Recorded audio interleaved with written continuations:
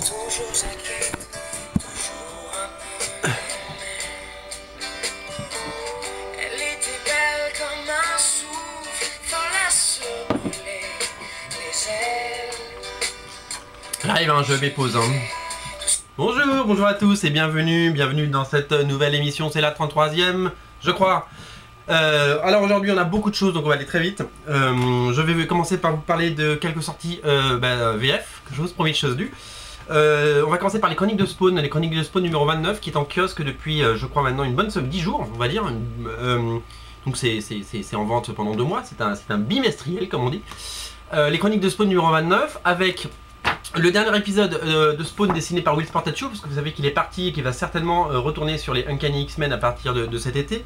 C'est parce qu'il fait un numéro, il fait le numéro de retour de Kitty Pryde et après il fera le numéro, il va certainement reprendre parce qu'ils annoncent des grandes choses pour les X-Men pour relancer. Voilà, c'est le numéro, j'ai plus le numéro, c'est le numéro 195 et le 196 sera dessiné par Monsieur Rob Liefeld, enfin Monsieur, on est bien gentil avec lui. Il y a le dernier chapitre du livre des morts également. Il y a le 3e numéro de Haunt qui est à la fin. Voilà, je vous le montre. Hop, donc dessiné par Cory Walker, Ryan Otley et Greg Capullo. Donc après ce sera Greg Capullo tout seul à partir du numéro 5 je crois ou 6. Numéro 6. Et la fin du prélude de Image United. Dans le prochain numéro, Image United commence dans les Chroniques de Spawn. Donc Chroniques de Spawn va être un énorme magazine. J'ai lu aussi, regardez, il y a un petit truc sur Anonyman.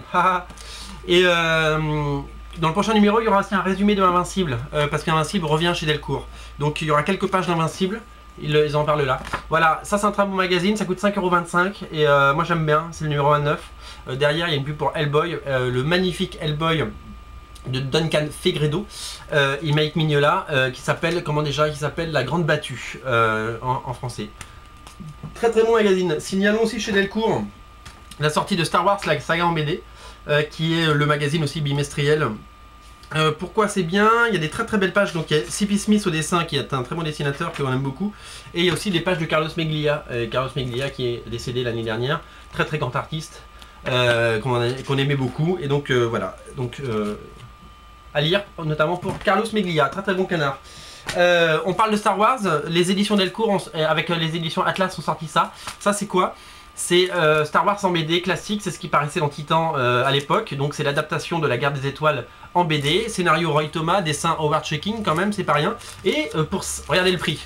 Le prix c'est ça, 5,99 €. On a quoi pour 5,99 €?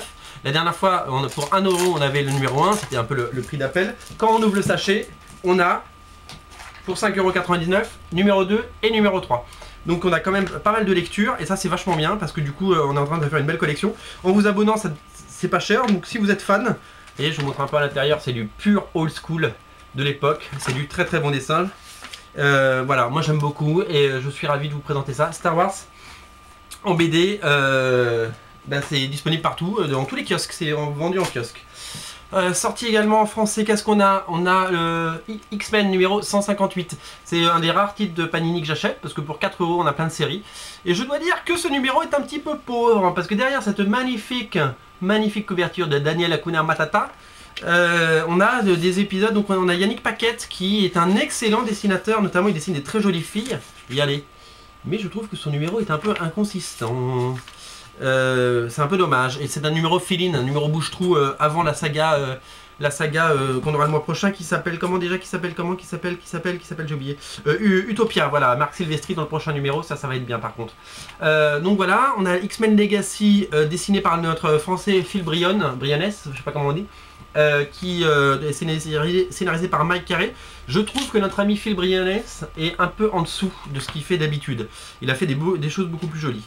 On a le premier épisode de New Mutants par Diogène Neves, c'est ça? Mais au scénario c'est comment il s'appelle, j'ai oublié. Pareil, le dessin n'est pas... C'est un numéro très faible, je trouve. Hein. Le niveau dessin, c'est pas ça. Celui d'avant était vachement bien avec les dessins de Greg Land. Et là, c'est un petit peu plus faiblard. Donc, je vous montre pas les dernières pages. Mais voilà, donc ça c'est Nouveau Mutant. Voilà, 4 €. Bon, bah, c'est pour les collectionneurs, hein, ceux qui suivent la série. Mais voilà, moi, je suis pas complètement séduit par ce numéro de X-Men. Je me suis un petit peu ennuyé à sa lecture, si vous voulez. Voilà. À propos de X-Men... si vous allez en comic shop cette semaine, eh ben vous avez plein de choses gratos, notamment ça, qui est le Second Coming, ça va être le crossover qui va faire revenir Hope Summers et Cable dans le présent. Et en fait, ce qui va se passer, c'est que ça va tout chambouler comme d'habitude. Et il y a 4 pages de preview que je ne connaissais pas, dessinées par Monsieur Stuart Immonen. Et qui sont absolument magnifiques. Et rien que pour ça, ça les vaut. Surtout que c'est gratuit. Donc si vous passez en boutique, voilà pourquoi il faut passer en boutique. Parce qu'il y a du Stuart Immonen quand vous passez en boutique. Donc ça, très bien. Et à propos de gratuit, on a aussi ça. The Invincible Iron Man numéro 1, offert à l'occasion de la sortie du second film. Parce qu'il y a le hardcover aussi qui sort avec les 19 premiers numéros pour 40 $. Donc ça, si vous passez en boutique, bah, c'est gratos aussi. C'est du Salvador Larroca, plutôt bon d'ailleurs. Parce que je suis pas grand fan de Salvador Larroca, mais là il s'en sort plutôt bien. La couverture est de Monsieur Joey Quesada, le directeur, l'éditeur en chef de chez Marvel. Et voilà, et donc ça c'est gratos, c'est de la lecture gratos, ça permet de découvrir le Iron Man de Matt Fraction. Donc ça vous passez chez Comics Culture, vous passez chez Pulse, vous passez chez Arkham et ils vous le donnent, voilà, c'est cadeau.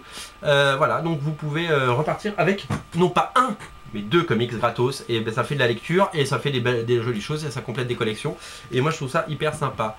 Voilà, de quoi je voulais vous parler d'autre? Je voulais vous parler de, on en reparlera, les 2 choses dont on parlera la semaine prochaine, parce que je ne les ai pas encore reçus en VF, mais on parlera de ça, de Danger Girl qui ressort. Alors ça c'est l'Absolute.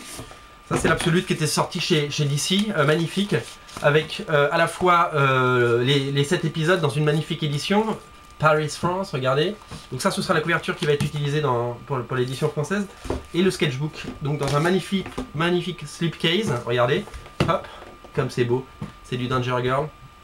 Et ça sort chez Soleil la semaine prochaine, donc on en reparlera la semaine prochaine quand ça sort. Donc voilà, c'était un petit teasing. Et la deuxième chose dont on parlera la semaine prochaine, parce que je n'ai pas encore reçu l'édition normale, ça c'était l'épreuve non corrigée, c'est Scott Pilgrim, le magnifique Scott Pilgrim, l'excellent Scott Pilgrim de Brian Lee O'Malley. Voilà, donc ça on en parle la semaine prochaine. Qu'est-ce que je voulais vous signaler? Je voulais vous signaler, une fois n'est pas coutume, une bande dessinée qui est sortie, qui s'appelle Naja. Naja c'est le tome 4. Je suis pas très fan de Jean-David Morvan, de tout ce qu'il fait, parce que c'est souvent un petit peu surfait.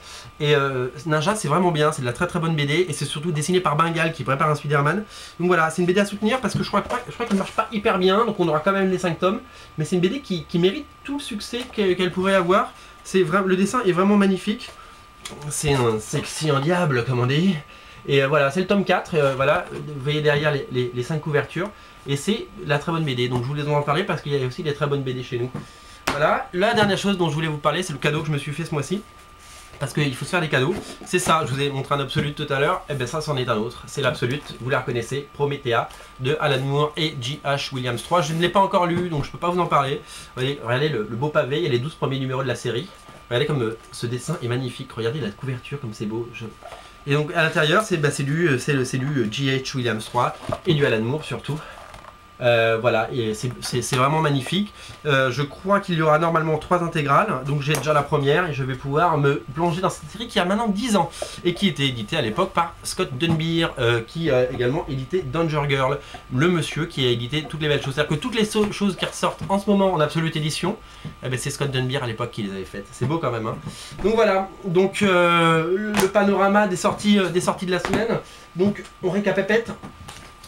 Ça, vous pouvez économiser 4 €. Ça, c'est génial, lisez-le. Et puis bah, pour les fans hardcore de Star Wars, il y a Star Wars numéro 2 et numéro 3. C'est pour vous, c'est chez vous. C'est chez les marchands de journaux. Ce sont les 6 € les mieux dépensés. Il y a 100 pages de comics pour 6 €, on fera pas mieux. Voilà, je vous souhaite une bonne semaine. C'est du coca qu'il y avait dans mon verre, hein. C'était pas du vin rouge. Ni de la Guinness. Je vous souhaite une bonne semaine et je vous dis à très bientôt. Bye bye.